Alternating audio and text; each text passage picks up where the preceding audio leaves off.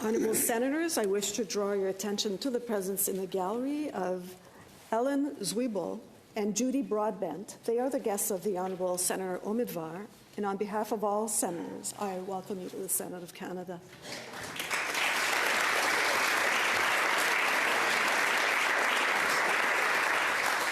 Senator Omidvar. Thank you, Speaker. Colleagues, I rise to honour Peter Showler and his many contributions to our country. Peter was a professor of law, an activist, a teacher, an author, a scriptwriter, a wannabe film producer, a coach, a mentor. So as you can see, a true Renaissance man and a real mensch. He was also one of the very few who understood the intricacies, the complexities, and the many ins and outs of refugee law.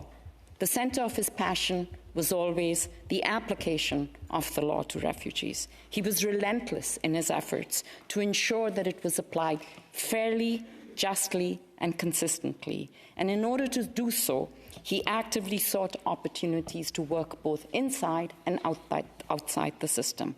At various times, he was the chair of the Immigration and Refugee Board. He taught law at the University of Ottawa. He worked for the UNHCR in training missions in Africa and Mexico. He co-led the Ottawa Community Legal Service Clinic. He co-founded the Canadian Association of Refugee Lawyers, whose members are often called to testify at our committees. Somehow, he also found the time to chair PEN Canada's Writers in Peril program, and under his leadership, PEN became a trusted partner of the government's Human Rights Defender program, which succeeded in bringing many Afghan human rights defenders to Canada. Peter understood the power of storytelling like no other. He had scripts, TV shows, novels, all in the works, dramatizing the refugee experience because he understood how powerful personal narrative can be and how it can change hearts and minds. I met Peter through my colleague, Judy Broadbent, some 25 years ago, I think, then president of Maitree. Peter taught me how to connect the dots, how to connect the lived experience of refugees to policy and legislative change. He was my guide and my mentor in so many ways. He graciously contributed the final chapter to my book, Flight and Freedom, in which he said, "Generosity is its own reward."